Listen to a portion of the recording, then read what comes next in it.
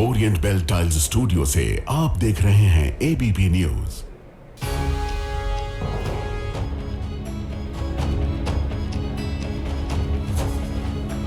नमस्कार, मैं हूं प्रतिमा मिश्रा। दिन की हर बड़ी खबर के साथ आइए शुरू करते हैं भारत की बात। शुरुआत उन खबरों से जिन पर विस्तार से करेंगे चर्चा। क्या आप जानते हैं कि बारिश बाढ़ देश को किस तरह तबाह कर रहे हैं? देश के लिए बारिश बाढ़ आतंकवाद से भी ज्यादा घातक है। कैसे? आज इसका विश्लेषण आपके लिए होगा। आज बात उस बाढ़ की भी होगी जो यूपी में आई है। ये बाढ़ बेरोजगारों की है। कैसे यूपी में नौकरी के लिए आए युवा खुद को ठगा हुआ महसूस कर रहे हैं, ये भी हम आज आपको दिखाने वाले हैं। आज देश के 3 राज्यों से ट्रंप टैरिफ के असर की ग्राउंड रिपोर्ट भी आपके लिए होगी। हम आपको दिखाएंगे कौन से उद्योग धंधों पर ताला लटकने का डर है और कितनी नौकरियां जाने का खतरा मंडरा रहा है। और हर दिन की तरह रात 8:30 बजे आप मेरे साथ देखेंगे स्पेशल रिपोर्ट पटना के स्कूल में मौत की मिस्ट्री। लेकिन शुरुआत बाढ़ से तबाही वाले दृश्यों के साथ।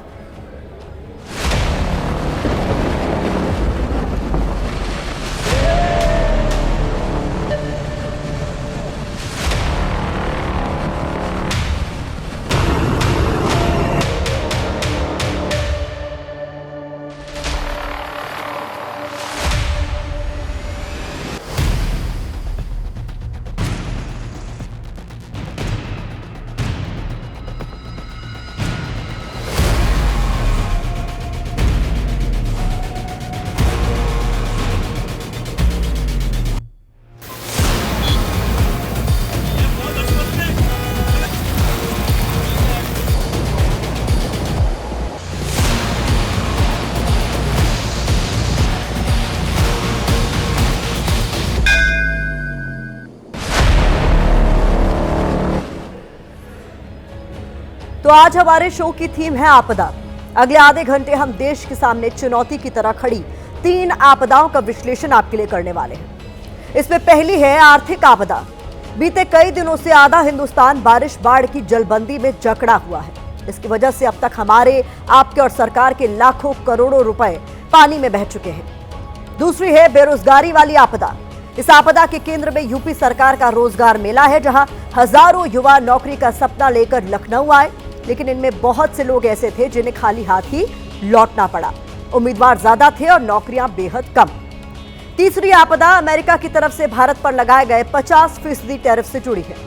इस आपदा की चपेट में आकर देश के कई उद्योग धंधों पर ताला लटकने का खतरा मंडराने लगा है। लोगों की नौकरियां जाने का डर सताने लगा है। आगे एक एक कर इन 3 आपदाओं के विश्लेषण को विस्तार देंगे। लेकिन सबसे पहले बात भारत में जलबंदी से आई आर्थिक आपदा की करेंगे। आप लगातार देख रहे हैं कि हिमाचल प्रदेश, जम्मू कश्मीर, उत्तराखंड समेत देश के पहाड़ी राज्य भीषण बारिश और बाढ़ का कहर झेल रहे हैं। पहाड़ों के साथ मैदानी राज्यों जैसे कि पंजाब, यूपी, मध्य प्रदेश और राजस्थान में भी बारिश बाढ़ से जमकर बर्बादी हुई है। बारिश बाढ़ की वजह से सड़कें टूटी हैं, हाईवे बह गए हैं, घर गिर गए हैं और पुलों को अच्छा खासा नुकसान पहुंचा है। लोगों की गाड़ियां मलबे में दबकर खाक हो गई हैं। यानी देश के बड़े हिस्से में बारिश बाढ़ से बर्बादी का मंजर है। गौर करने वाली बात यहां यह है कि बारिश बाढ़ वाली बर्बादी सिर्फ सड़कों, पुलों और हाईवे को नुकसान पहुंचाने तक सीमित नहीं रहेगी, बल्कि बर्बादी की ये लहरें हमारे और आपके पास तक भी पहुंचेंगी, और वो होगा महंगाई की शक्ल में। तो इसीलिए आज हम जलबंदी से आई आर्थिक आपदा का विश्लेषण कर रहे हैं। पहले आपके लिए जल प्रलय से देश को हुए नुकसान की फाइल खोलते हैं।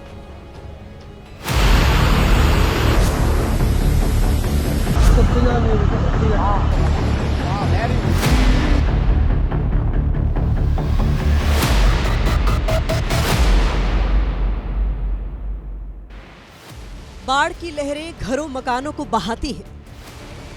सब कुछ आंखों के सामने होता दिखता है। बाढ़ की लहरें पुल तोड़ती हैं, हाईवे के टुकड़े टुकड़े कर देती हैं। ये नुकसान भी साफ साफ नजर आता है। बेकाबू लहरों की चपेट में आकर गाड़ियां, वाहन सब पानी में समा जाते हैं। इस नुकसान का भी पता तुरंत चल जाता है। हालांकि ये सारे दृश्य देखते हुए हम उस नुकसान का अंदाजा नहीं लगा पाते जो बारिश बाढ़ के रूप में हमारी और आपकी जेब को होता है। हिमाचल प्रदेश में बारिश बाढ़ की बर्बादी आप देख रहे हैं। क्या आपको अंदाजा है कि अब तक सैलाब की मार से इस राज्य को कितना नुकसान हो चुका है? रिपोर्ट्स के मुताबिक हिमाचल प्रदेश में 20 जून से अब तक 310 मौतें हुई हैं। 369 लोग घायल हुए हैं और 38 लापता हैं। 1852 पशु लापता हैं और 25,000 से ज्यादा पोल्ट्री बर्ड्स लापता हैं। अब तक राज्य को बारिश बाढ़ की मार से हुए कुल नुकसान का अनुमान 2,623 करोड़ रुपए है। सोचिए, इतनी बड़ी धनराशि के इस्तेमाल से राज्य में विकास के कितने काम हो सकते थे। हिमाचल प्रदेश जैसा हाहाकार जम्मू कश्मीर में भी जारी है। यहाँ भी बारिश और बाढ़ की त्रासदी में हजारों करोड़ की संपत्ति सैलाब में समा गई। जम्मू कश्मीर में बारिश बाढ़ के चलते 40 से ज्यादा लोगों की जान गई है। प्रधानमंत्री ग्राम सड़क योजना की 3100 सड़कें बह गई हैं। सड़क विभाग की 2100 सड़कें बही हैं। इसके अलावा तवी नदी पर बने पुल के साथ कुछ पुल भी टूटे हैं। आज पूरा जम्मू शहर, पूरे जम्मू प्रोविंस, जहाँ जहाँ गांव कूचे गलियों में चले जाएं, हर जगह लोग लाचार हैं। सड़कों पे मुझे लोग अभी कह रहे थे सुबह कि सर लोग सड़कों पे नहीं हैं। मैंने कहा बेचारे लगे होंगे अपने घरों से मलबा निकाल रहे होंगे और इसलिए लोग अपने उस चीज़ में बिजी हैं। बहुत बड़ा नुकसान है, जिस नुकसान की भरपाई बहुत मुश्किल है। जम्मू कश्मीर में तबाही के नंबर गेम के साथ नुकसान की तस्वीरें भी सामने आ रही हैं। जम्मू में कुदरती आफत आए आज 5 दिन पूरे हो गए हैं और आज कहीं जाकर मौसम खुला है और मौसम खुलने के बाद तबाही की जो तस्वीरें सामने आई हैं वो किसी के भी रोंगटे खड़े कर सकती है। हम इस समय जम्मू के पीरखोह इलाके में हैं और यहाँ पर पार्क जो वाहन थे उनका क्या हाल किया है इस बाढ़ ने तस्वीरें आप देख सकते हैं। 35 से ज्यादा वाहन यहाँ क्षतिग्रस्त हुए हैं और ये वाहन अब चलने की स्थिति में नहीं है। उधर पंजाब में भी 7 जिले और 150 गांव बाढ़ की चपेट में हैं। ये बर्बादी धनराशि की शक्ल में कितनी है, इसका अनुमान लगा पाना अभी बाकी है। लेकिन पंजाब में भी बाढ़ की वजह से निजी और सार्वजनिक संपत्ति को काफी नुकसान हुआ है। भारी बारिश से पंजाब में बाढ़ के हालात हैं कि यहाँ से डेरा बाबा नानक जो कॉरिडोर है, करतारपुर साहिब कॉरिडोर है, वो तकरीबन 5 किलोमीटर है। सेना देख सकते हैं आप, सेना के जवान हैं यहाँ पे। तो जो सेना के जवान जो राहत और बचाव के कामों में डटे हैं, उन लोगों तक लंगर जो है ये स्थानीय लोग जो है पहुँचा रहे हैं। इसके अलावा बारिश और बाढ़ से हुआ नुकसान एक देश को विकास के मोर्चे पर कितना पीछे धकेलता है, आपके लिए इसका अंदाजा लगा पाना आसान नहीं है। तो देख रहे हैं आप, बारिश बाढ़ देश के लिए कुदरती तौर पर ही नहीं बल्कि आर्थिक तौर पर भी कितनी खतरनाक है। यहाँ ये जानकर आपको और हैरानी होगी कि भारत में बारिश बाढ़ आदमी के लिए आतंकवाद से भी ज्यादा घातक साबित हो रही है। ये बात हम यूं ही नहीं कह रहे बल्कि इसके पूरे तथ्य हम आपके साथ शेयर करने जा रहे हैं। भारत में जितनी मौत हर साल आतंकी घटनाओं से नहीं होती, उससे 5 से 10 गुना ज्यादा मौत बारिश बाढ़ और भूस्खलन से होती है। 2024 में बारिश बाढ़ लैंडस्लाइड की वजह से देश में 1248 लोगों की मौत हुई। वहीं इस साल 2024 में आतंकी घटनाओं में मरने वालों का आंकड़ा 98 था। इसी तरह 2023 में बारिश बाढ़ से 706 लोगों की मौत हुई। इस साल अलग अलग आतंकी घटनाओं में 52 लोग मारे गए। यही नहीं, एक अनुमान के मुताबिक 2020 से लेकर 2025 तक बारिश बाढ़ और लैंडस्लाइड की घटनाओं से देश को 1,60,000 करोड़ रुपए का वित्तीय नुकसान हुआ है। यह आंकड़ा अफगानिस्तान और कंबोडिया जैसे देशों की कुल अर्थव्यवस्था से भी ज्यादा है। राष्ट्रीय आपदा प्रबंधन प्राधिकरण NDMA और केंद्रीय जल आयोग के आंकड़ों के मुताबिक पिछले 5 सालों में 3 करोड़ 40 लाख हेक्टेयर जमीन बारिश बाढ़ की वजह से बर्बाद हुई है। ये इटली के कुल क्षेत्रफल से भी ज्यादा है। तो आप सोच सकते हैं कि बारिश बाढ़ की लहरें हमें डराती ही नहीं बल्कि आर्थिक तौर पर बड़ी चोट भी पहुंचाती है। हम अभी देख रहे हैं कि अतिवृष्टि जहां हुई है उससे कितना जानो माल का नुकसान हुआ है, लेकिन इसी अतिवृष्टि से सीधे तौर पर जुड़ा है अल्पवृष्टि का होना, जल संकट का पैदा होना। तो जानो माल का नुकसान हो या हमारे पूरे पर्यावरण का क्षरण हो किसी तरह का, उससे जो जाने जा रही हैं, अगर हम उसे ऐसे टुकड़ों में देखेंगे तो हमें बड़ी भयावह लग रही है। लेकिन अगर आप उसे एक समग्र चिंतन के साथ देखते हैं तो वो इतनी भयानक है कि सिर्फ और सिर्फ वायु प्रदूषण से हमारे यहाँ 17 लाख लोग उत्तर भारत में काल के गाल में समा जा रहे हैं। तो आतंकवाद तो इसकी तुलना में कहीं आसपास भी नहीं है। आधे हिंदुस्तान में सैलाब का कहर तो आप देख रहे हैं, लेकिन कभी आपने इस नजरिए के साथ शायद ही बारिश बाढ़ को देखा होगा।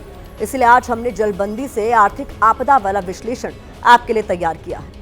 अब वक्त भारत की बात के डेटा टैबलेट का है, जो हमने बीते कई सालों के आंकड़ों को ध्यान में रखते हुए तैयार किया है। 1953 से लेकर 2020 तक बारिश बाढ़ से जितना क्षेत्र प्रभावित हुआ, उसकी लागत देखें तो यह आंकड़ा करीब 87,000 करोड़ से ज्यादा है। इस दौरान जो घर बर्बाद हुए, उनकी कीमत 43,000 करोड़ से ज्यादा है। इन सालों में 1 लाख से ज्यादा इंसानों की मौत हुई, लगभग 60 लाख पशुधन को हानि पहुंची, 1,40,000 करोड़ की सार्वजनिक संपत्ति का नुकसान हुआ। कुल मिलाकर 1953 से 2020 के बीच नुकसान का कुल आंकड़ा लगभग 4,10,000 करोड़ रहा। आप जानते हैं कि अमाउंट कितना बड़ा है? इतनी बड़ी धनराशि से क्या क्या हो सकता है, यह भी हम आपको बता रहे हैं। देश में एक डैम या बांध को बनाने की अनुमानित लागत 31,875 करोड़ आती है। ऐसे में इतने बड़े अमाउंट के साथ करीब 13 डैम बनाए जा सकते हैं। इससे बाढ़ को कंट्रोल करने में मदद मिल सकती है। बाढ़ का पूर्वानुमान देने वाले स्टेशन को बनाने की लागत करीब 300 करोड़ आती है। 4,10,000 करोड़ में ऐसे ही 1,000 से ज्यादा स्टेशन बनाए जा सकते हैं। देश के 6 राज्यों में 2,574 करोड़ रुपए की लागत से 7 नए फ्लड मैनेजमेंट प्रोजेक्ट्स चल रहे हैं। 4,10,000 करोड़ से ऐसे 159 प्रोजेक्ट्स की फंडिंग हो सकती है। सोचिए, जो रकम बाढ़ प्रबंधन के इतने कामों में इस्तेमाल की जा सकती है, वो बारिश बाढ़ में बेकार बह जाती है।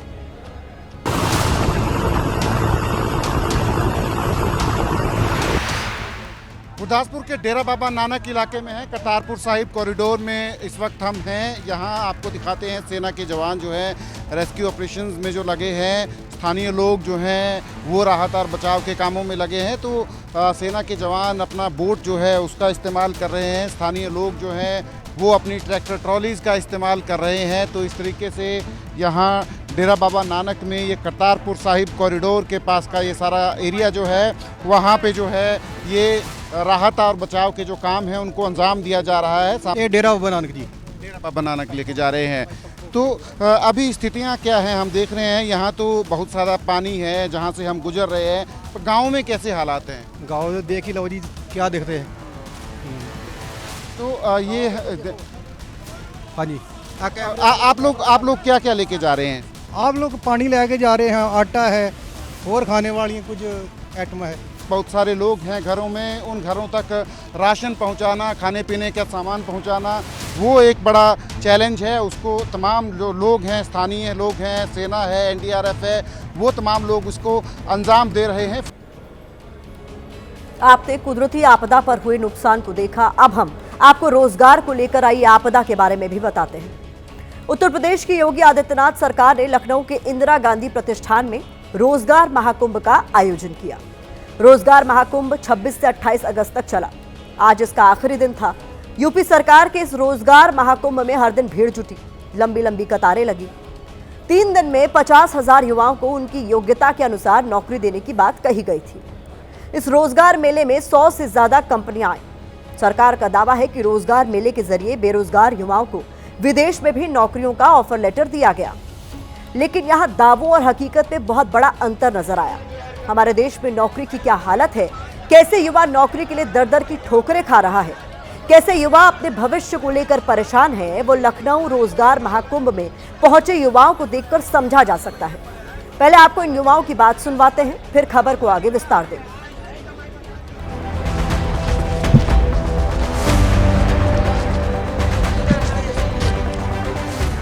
रोजगार मेला लगा दिया, 50,000 नौकरी मिलनी। कहाँ 50,000 नौकरी मिलनी?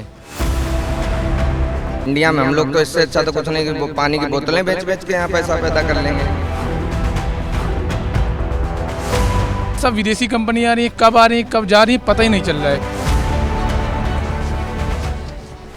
सर 12 घंटे को क्या बता रहे हैं ना 15,000, और दूसरे कंट्री के लिए आए थे, मतलब जापान, जर्मन के, इजराइल के लिए मिलेगा, मगर कुछ ऐसा है ही नहीं।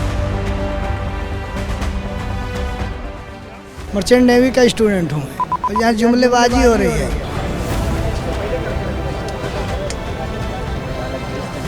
मुझे बस गुमराह किया गया लोगों को।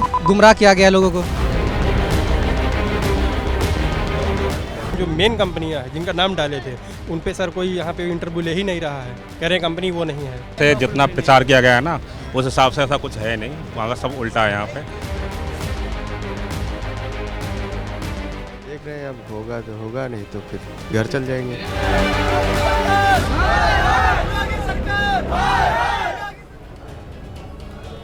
लखनऊ में 26 अगस्त को इस रोजगार मेले की शुरुआत हुई थी, लेकिन पहले ही दिन इसमें भारी भीड़ पहुंचने की वजह से अव्यवस्था फैल गई थी। खबर है कि पहले दिन करीब 1 लाख लोग नौकरी के लिए पहुंचे थे, लेकिन इतने लोगों को संभालने के लिए व्यवस्था नहीं थी, जिसके बाद पर्याप्त इंतजाम नहीं होने को लेकर लोगों ने नारेबाजी की थी। हालांकि 27 और 28 अगस्त को व्यवस्थाओं में कुछ सुधार तो दिखा, लेकिन इसके बावजूद बहुत से लोगों को नौकरी नहीं मिली। अब योगी आदित्यनाथ सरकार इस रोजगार महाकुंभ को अपनी कामयाबी बता रही है और विपक्ष कह रहा है कि बीजेपी जाएगी तब नौकरी आएगी। आम आदमी पार्टी ने भी रोजगार मेले को लेकर कहा है कि यूपी में युवाओं से मजाक चल रहा है।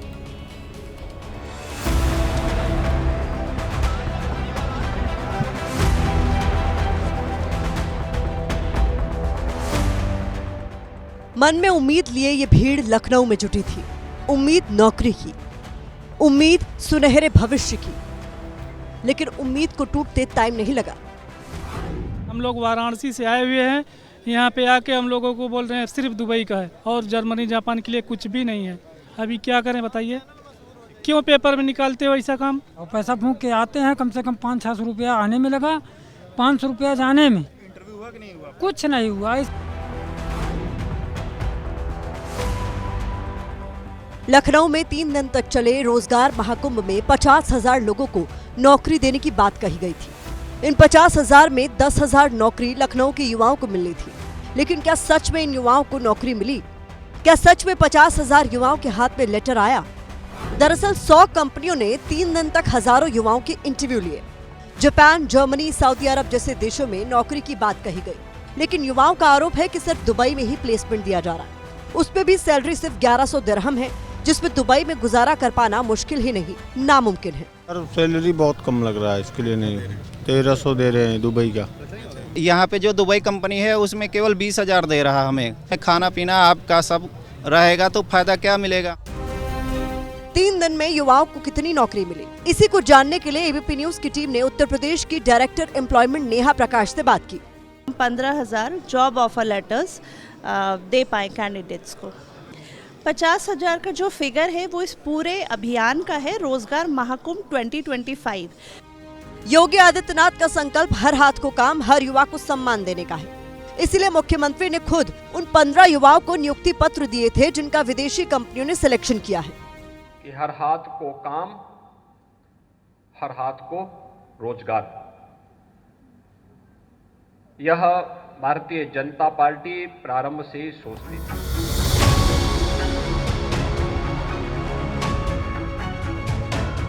अब यूपी में रोजगार बड़ा मुद्दा है, सामने 2027 के चुनाव भी है। ऐसे में अखिलेश यादव बार बार इस मुद्दे पर सरकार की नजर दबा रहे हैं। भारतीय जनता पार्टी के एजेंडे में नौकरियां नहीं हैं। भारतीय जनता पार्टी के एजेंडे में आरक्षण नहीं है। भाजपा जाएगी तब नौकरी आएगी। इस रोजगार मेले को लेकर पहले भी ये बात आई थी कि 50,000 नौकरियां दी जाएंगी, लेकिन अब कहा जा रहा है कि पूरे साल में 50,000 नौकरियां दी जाएंगी, जिसे लेकर पक्ष और विपक्ष भिड़े हुए हैं। 5 साल में 2012 से लेकर 17 तक जब समाजवादी पार्टी की सरकार थी, अखिलेश यादव जी ही मुख्यमंत्री थे, तो 1,38,000 लोगों को उन्होंने सरकारी नौकरी दिया और हमने अब तक कितना दिया है 17 के बाद? 8.5 लाख। जी, उत्तर प्रदेश में जो रोजगार मेला लगा रहा था, उस रोजगार मेले में किसी उत्सव और किसी तरह की खुशी नहीं दिखी, बल्कि उत्तर प्रदेश के हर कोने से आया हुआ नौजवान ने वहां हाय हाय का नारा लगाया। युवाओं के इस दर्द के बीच एक कैंडिडेट ऐसा भी मिला जिसके दोनों हाथों में लड्डू हैं, यानी 2 ऑफर लेटर। मेले में आए थे सर, यहाँ पे इंटरव्यू दिया, मैं सिलेक्ट पाया गया जी।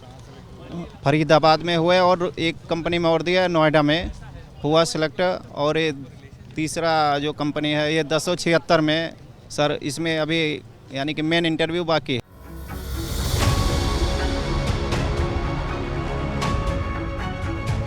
अभी सिर्फ 15,000 नौकरियां दी गई हैं, 35,000 और दी जानी है। जिसके लिए प्रदेश के अलग अलग जिलों में रोजगार मेला लगेगा।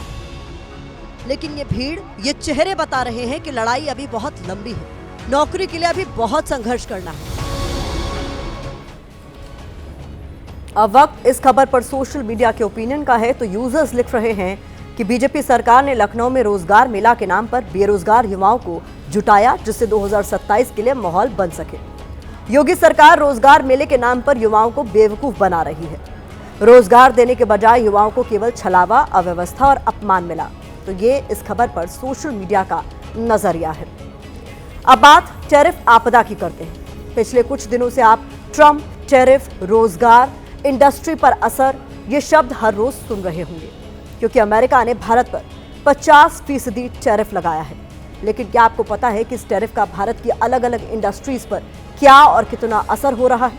आज हम आपको ग्राउंड पर लेकर चलते हैं और दिखाते हैं कि ट्रंप के इस टैरिफ से उद्योगों और रोजगार पर कितना बड़ा संकट मंडराने लगा है।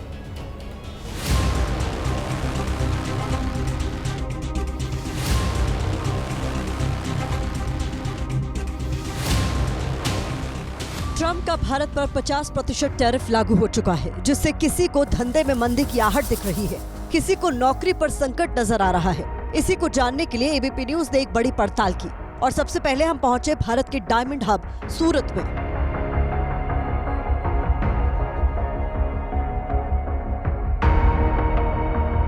सूरत के डायमंड उद्योग पर ट्रंप के टैरिफ टेररिज्म का बहुत बुरा असर दिख रहा है। भारत से अमेरिका को 40% डायमंड का व्यापार होता है, लेकिन अब 50% टैरिफ लागू होने से मार्केट में मंदी छाने की आशंका है, जिसका सीधा असर रत्न कारीगरों के रोजगार पर होगा। सूरत डायमंड इंडस्ट्री पर आए संकट पर चैम्बर ऑफ कॉमर्स के अध्यक्ष निखिल मद्रासी ने कहा है कि भारत को अब नए बाजारों की तलाश करनी होगी। टैरिफ लगने से डायमंड महंगा होगा तो खरीदार कम होंगे, लेकिन इतनी चिंता अमेरिका के डायमंड के उद्योगपतियों को भी है, क्योंकि उनकी खपत कम होगी। हम वैकल्पिक देशों हम ढूंढ सकते हैं ऐसी परिस्थिति में। सूरत के बाद हम उत्तर प्रदेश के भदोही पहुंचे, जहां ट्रंप के टैरिफ ने कालीन उद्योग को मानो खत्म कर दिया है। जहां कभी खुशहाली थी, वहां अब सन्नाटा है। कालीन के ऑर्डर होल्ड हो गए हैं और व्यवसाय से जुड़े लोगों के माथे पर चिंता की लकीरें हैं। इस अमेरिकन टैरिफ की वजह से आज स्थिति ये हो गई है कि हम लोगों को अपना प्रोडक्शन जो कभी नहीं बंद होता था वो रोकना पड़ रहा है। कि आगे की स्थिति क्या होगी ये अभी तक दिख नहीं रहा है, इतना अंधेरा आगे दिख रहा है। स्थितियां सारी असमंजस में पड़ी हुई हैं। माल होल्ड होने से हर चेहरे पर चिंता है, जिसने माल बनवाया उसके भी और जिसने कालीन बनाए उसके भी। भदोही के कालीन का 99% व्यापार विदेशी बाजार पर निर्भर है। इसका 60% हिस्सा सिर्फ अमेरिका में जाता है। माल नहीं बिक रहा है साहब, इसीलिए सब कुछ दिक्कत है। रोजी रोटी नहीं चल रहा है, सबको दिक्कत हो गया है। इस बीच यूपी सरकार टैरिफ के असर को कम करने के लिए तैयारी कर रही है, ताकि इंडस्ट्री और लोगों के रोजगार पर असर न हो। इसको लेकर जीएसटी में कटौती, एक्सपोर्ट्स को वित्तीय मदद और बैंक लोन पर सब्सिडी जैसे उपाय लागू किए गए हैं। भदोही के बाद हम पीतल नगरी मुरादाबाद पहुंचे। भारत से निर्यात होने वाले हैंडीक्राफ्ट उत्पादों पर 50% टैरिफ लागू होने से मुरादाबाद के पीतल उद्योग की चमक फीकी पड़ गई है। व्यापारियों से लेकर इस इंडस्ट्री से जुड़े लोगों के चेहरों पर चिंता है। मुरादाबाद से करीब 10,000 करोड़ के पीतल हैंडीक्राफ्ट उत्पादों का निर्यात दुनिया भर में होता है, जिसमें 60 से 65% माल अकेले अमेरिका जाता है। अमेरिकी टैरिफ के बाद अब व्यवसायी फैक्ट्रियों में काम करने वाले कारीगरों को हटा रहे हैं। माना जा रहा है कि अगले 6 महीने पीतल उद्योग के लिए बहुत बुरे रहने वाले हैं।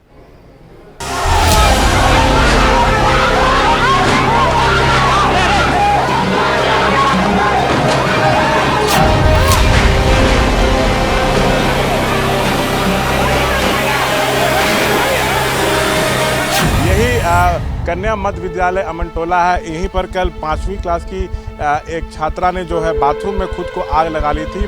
पीएमसीएच अस्पताल में उसकी मौत हो गई इलाज के दौरान। परिजनों का आरोप है, जो स्थानीय लोग हैं वो लोग आरोप लगा रहे हैं कि उसको जलाया गया है।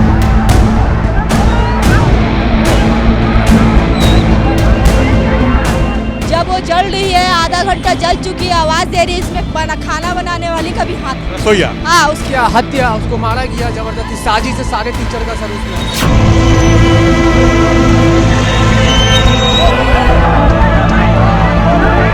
जो बच्ची की बॉडी में जो आग लगी हुई है वो पूर्णतः जांच का विषय है। साइंटिफिक रिपोर्ट्स के आधार पर ही हम आपको बता पाएंगे कि किसी के द्वारा ये किया गया था या बच्ची के द्वारा खुद किया गया था।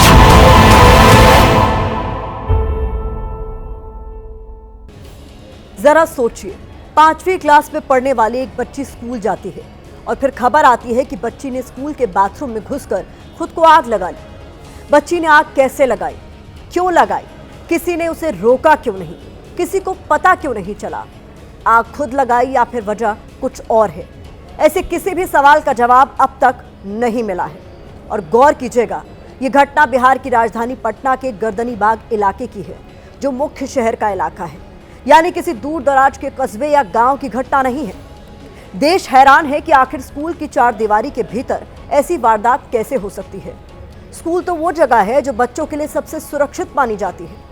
इस घटना के बाद लोग गुस्से में हैं, बवाल हो रहा है, पत्थरबाजी हो रही है और बच्ची के परिजन आरोप लगा रहे हैं कि ये खुदकुशी नहीं बल्कि हत्या है। आखिर क्या है स्कूल में मौत की मिस्ट्री का पूरा सच? कौन था?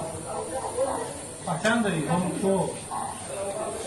अंदर में थी, अंदर में थी, गेट तुम्हारा अंदर से लॉक था। हाँ, वो खेती से आया था, नहीं देखी थी।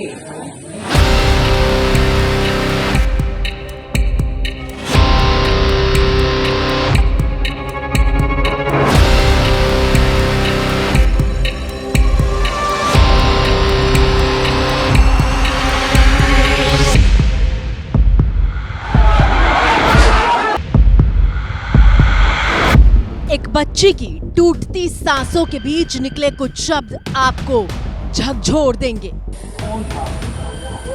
पहचान रही हमको? आग से बुरी तरह झुलसने के बाद ये उस बच्ची का आखिरी बयान है जो आपके रोंगटे खड़े कर देगा। अंदर में थी, अंदर में थी, गेट तुम्हारा अंदर से लॉक था। हाँ, वो खेती से आया था, नहीं देखी थी।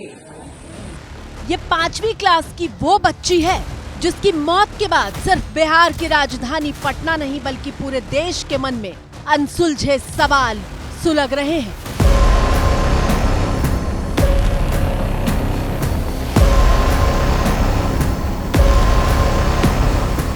इस स्कूल की चारदीवारी के भीतर एक बच्ची की मौत का रहस्य छिपा है।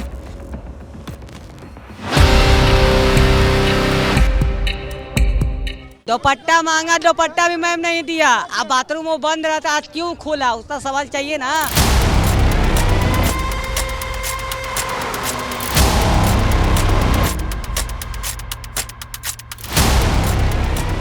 स्कूल के इसी कैंपस में बंद है 5वीं क्लास की बच्ची की मौत से जुड़ा गहरा राज।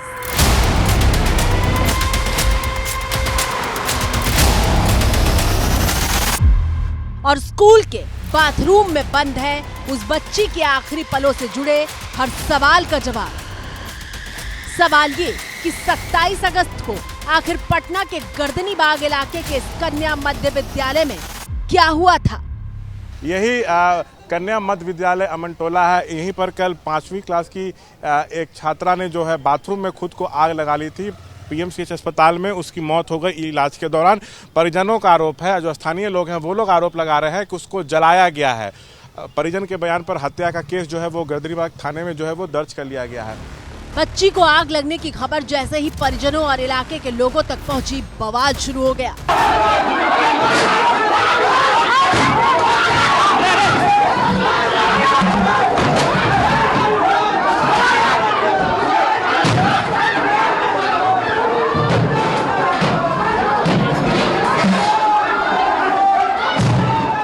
लोगों का गुस्सा एक पुलिसकर्मी पर फूट रहा था जो स्कूल में तोड़फोड़ पर उतारू थे, और एक शख्स गुस्से में पुलिसकर्मी को थप्पड़ मारता दिखाई देता है।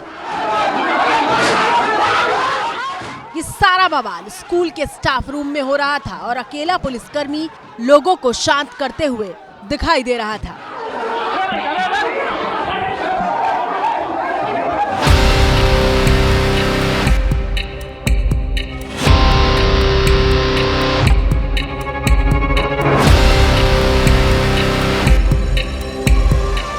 तस्वीरें गवाही दे रही हैं कि स्कूल के भीतर कितनी भयानक तोड़फोड़ की गई है।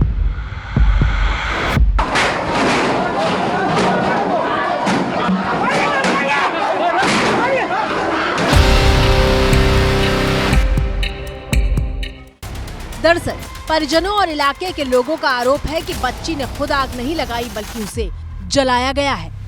पहली बात कि जब वो अटेंडेंस लगाई, प्रे हुआ, सब कुछ हुआ, सब उसके बाद से ये घटना है 9 से 10 के बीच में।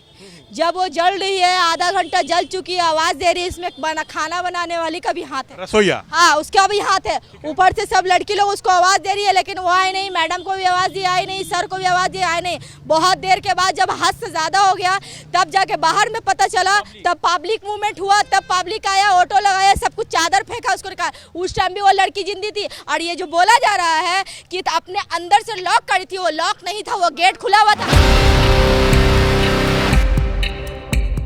ये सवाल वाजिब है कि स्कूल के भीतर बच्ची अगर जल रही थी तो किसी को कुछ पता क्यों नहीं चला? अगर बच्ची ने खुद आग लगाई तो वो दर्द से चीख रही होगी।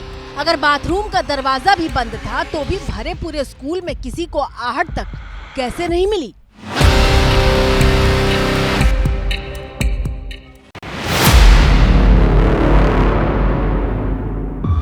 अब जरा इस तस्वीर को गौर से देखिए। ये स्कूल के उसी बाथरूम का दरवाजा है जहां 5वीं क्लास की बच्ची के साथ दुर्घटना हुई। दरवाजे पर ताला लटका हुआ है। सवाल यह है कि सुबह 9:30 बजे स्कूल में प्रार्थना हुई। अमूमन 10 बजे क्लास शुरू होती है और जानकारी के मुताबिक 10:30 बजे से लेकर 11 बजे के बीच की ये घटना है। आमतौर पर पहले ही पीरियड में बच्ची का बाथरूम जाना भी सवालों के घेरे में है। कुछ रिपोर्ट्स के मुताबिक स्कूल परिसर में कुल 6 टॉयलेट हैं। इनमें से 2 टॉयलेट के ताले टूटे हुए हैं, जबकि छठा एक अरसे से बंद था। ये घटना छठे शौचालय में हुई है जो बंद रहता था। परिजन सवाल पूछ रहे हैं, जब शौचालय बंद रहता था तो घटना वाले दिन ये कैसे खुल गया? ये सबसे बड़ा सस्पेंस है। अब बाथरूम वो बंद रहता, आज क्यों खोला, उसका सवाल चाहिए ना। अब बाथरूम वो बंद रहता, आज क्यों खोला, उसका सवाल चाहिए ना। अब यहाँ ऐसे कई सवाल हैं जिनके जवाब मिले बिना मौत की इस मिस्ट्री को सुलझाना आसान नहीं है। एबीपी न्यूज की टीम ने भी सच का पता लगाने के लिए ग्राउंड जीरो पर जाकर पड़ताल की है। सबसे पहले आप स्कूल की इस 4 दीवारी को देखिए। गुलाबी रंग की ये 4 दीवारी करीब 4 से 5 फीट ऊंची है और स्कूल का जो दरवाजा आप देख रहे हैं वो वही एक रास्ता है जहां से अंदर जाया जा सकता है। और इस पूरी घटना में जो एक अहम जानकारी हमें मिली वो ये कि इस दरवाजे से अंदर जाने पर ही कन्या मध्य विद्यालय यानी लड़कियों का स्कूल है और इसी रास्ते से अंदर जाने पर लड़कों का भी एक स्कूल है और तीसरा स्कूल जो कि उर्दू का है वो भी इसी कैंपस में है। रास्ता भी यही है।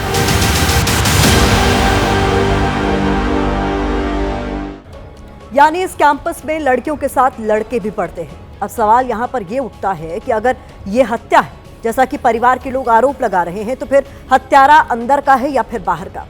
अगर वाकई में हत्या हुई है और हत्यारा कोई बाहर से अंदर गया है तो फिर उसकी एंट्री बहुत आसान नहीं रही होगी, क्योंकि स्कूल के मेन गेट के आसपास दोनों तरफ कई दुकानें हैं जहां सामान्य तौर पर भीड़ भाड़ रहती है। लेकिन अगर कोई स्कूल के अंदर का ही शख्स छिपाकर केरोसिन ले गया होगा तो ये उसके लिए आसान रहा होगा। वैसे स्कूल के अंदर रसोई है और परिजन आरोप लगा रहे हैं कि खाना बनाने वाले का इसमें हाथ हो सकता है। पहली बात कि जब वो अटेंडेंस लगाई, प्रे हुआ, सब कुछ हुआ, सब उसके बाद से ये घटना है 9 से 10 के बीच में। जब वो जल रही है, आधा घंटा जल चुकी है, आवाज दे रही है, इसमें खाना बनाने वाली का भी हाथ है, रसोईया, हाँ उसका भी हाथ है। और यही वजह है कि बच्ची के पड़ोसियों से लेकर परिवार आरोप लगा रहा है कि उसकी हत्या हुई है। 10 साल 12 साल की बच्ची है, वो कैसे अपने से ऐसे कर लेगी बताइए। वो लड़की के बारे में कोई खराब नहीं बोल सकता। वो लड़की की सर पर से दुपट्टा। कारण क्या लगता है, क्यों किया गया? कारण क्या? हत्या, उसको मारा गया जबरदस्ती, साजिश से सारे टीचर का सर उसमें।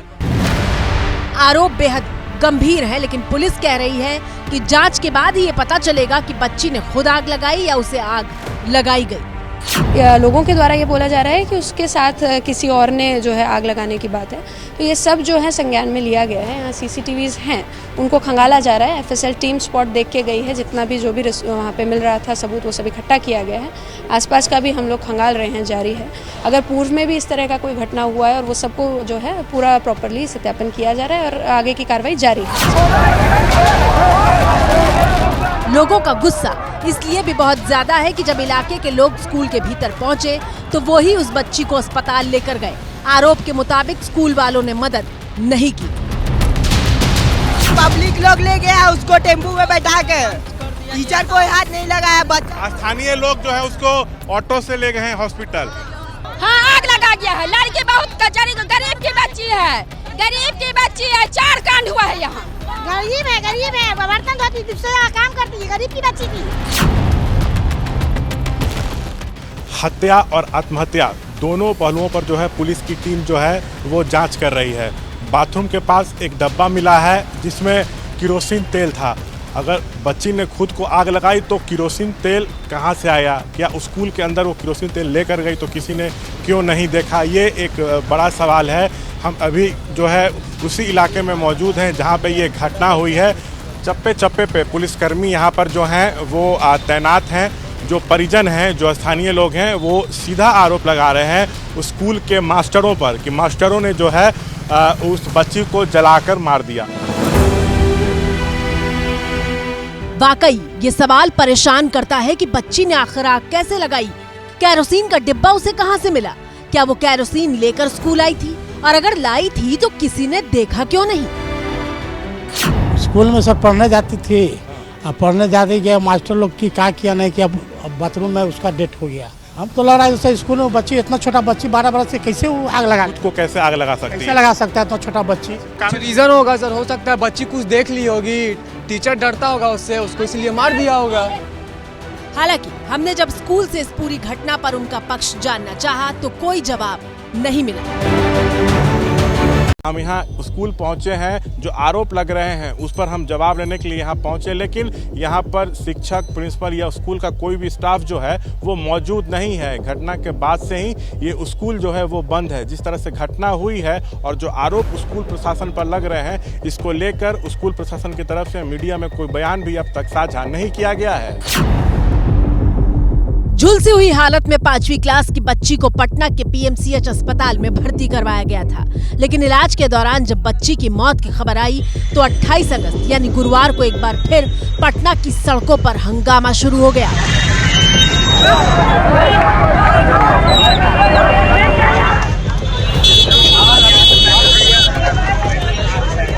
आक्रोशित भीड़ ने सड़क पर सिर्फ आगजनी नहीं की बल्कि पुलिस वालों पर पत्थरबाजी भी की।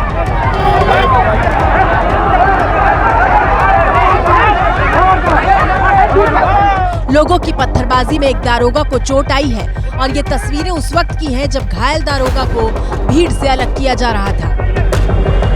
क्या नाम हुआ सर इनका?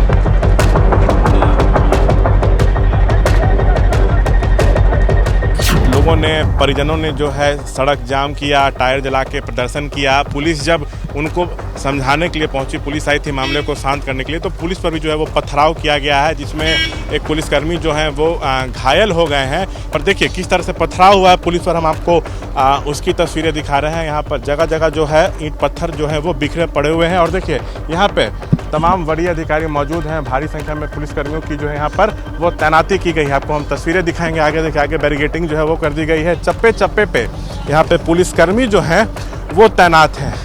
अब लड़की ने अगर खुद को आग लगाई है तो क्यों लगाई ये भी स्पष्ट नहीं है, या उसको किसी ने आग लगा दिया ये भी अभी स्पष्ट नहीं है। विभिन्न पहलुओं पे जो है वो जांच जारी है, लेकिन जिस तरह से पुलिस पर पथराव हुआ है, कई तरह के सवाल जो हैं वो खड़े हो रहे हैं। ये चितकोहरा का इलाका है और पास में ही मृतक बच्ची का जो घर है वो है।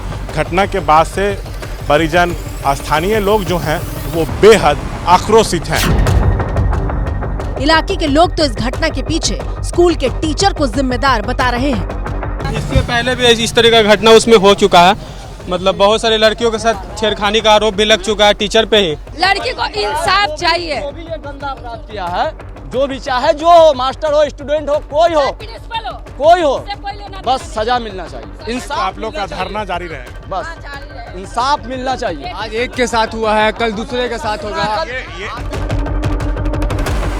मौत से पहले बच्ची ने जो अपना आखिरी बयान दिया है, उसमें उससे पूछा गया था कि क्या किसी से कोई बहस हुई थी या किसी टीचर ने कुछ कहा था। किसी से तुमने बहस किया था? किसी से बहस नहीं हुआ था, लड़ाई हुआ था स्कूल में? नहीं हुआ था किसी से लड़ाई? कोई कुछ तुमको कुछ बोला था? कोई लड़का चाहे कोई सर को कुछ बोले थे? नहीं बोले थे। जैसा कि आपने सुना, मौत से ठीक पहले बच्ची ने ज्यादातर सवालों का जवाब इशारा करते हुए ना में दिया है। लेकिन कल्पना कीजिए, ये वो बच्ची है जो बुरी तरह से झुलस चुकी है, जिसने कुछ देर बाद दम तोड़ दिया। ऐसे में बच्ची जो ठीक से बोल तक नहीं पा रही थी, जो इशारों में सवालों का जवाब दे रही थी, उसकी कराह को जांच का आधार बना लेना कितना न्याय संगत है। पटना में स्कूल के भीतर ही 5वीं क्लास की बच्ची के झुलसने के बाद मौत की खबर भी उसी दिन आई है, जिस दिन महिला सुरक्षा से जुड़ी नारी 2025 की रिपोर्ट सामने आई है। ये रिपोर्ट कहती है कि रांची, श्रीनगर, कोलकाता, दिल्ली, फरीदाबाद, जयपुर और पटना महिलाओं के लिए सबसे असुरक्षित शहर है, जबकि देश के पूर्वोत्तर इलाके में गंगटोक, ईटानगर, कोहिमा और आइजवाल समेत मुंबई को सबसे सुरक्षित बताया गया है। सर्वे में शामिल 40% महिलाएं कहती हैं कि वो खुद अपने शहर में खुद को असुरक्षित महसूस करती हैं, और खासकर रात के वक्त बहुत ज्यादा। सोचिए, महिलाओं की ऐसी असुरक्षा देश के बड़े शहरों में है, खासकर राजधानियों में, जबकि दूसरी तरफ हम ऑपरेशन सिंदूर में देश की बेटियों की भूमिका को देखकर गर्व से फूले नहीं समाते। महिलाएं अकेले सशक्त नहीं होती, महिला सशक्त होती है तो परिवार भी सशक्त होता है और देश भी। लेकिन ये सारी कोशिशें, बदलाव का सपना उस वक्त खोखला लगने लगता है जब पटना जैसे शहर से खबर आती है कि 12 साल की मासूम बच्ची का शव बगीचे में मिला है और बच्ची के साथ दुष्कर्म के बाद हत्या की आशंका जताई जा रही है। पूरे बगीचे में पानी भरा हुआ है और पुलिस की एक टीम नंगे पांव घटना स्थल की तरफ बढ़ रही है। दरअसल ये पटना का वो बगीचा है जहां 12 साल की एक मासूम का शव पेड़ से लटका हुआ मिला है।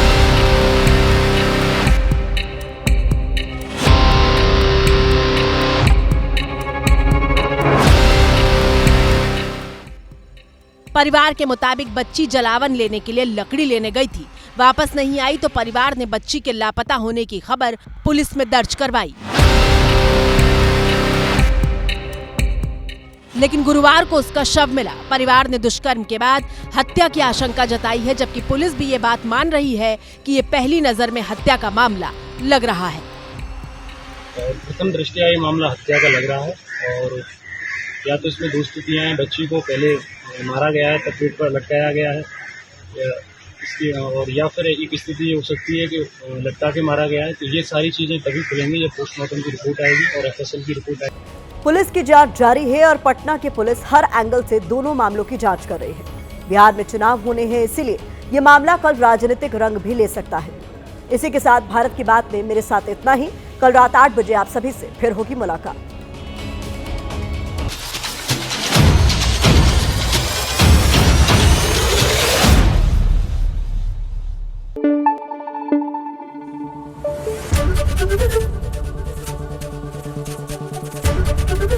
एबीपी न्यूज आपको रखे आगे।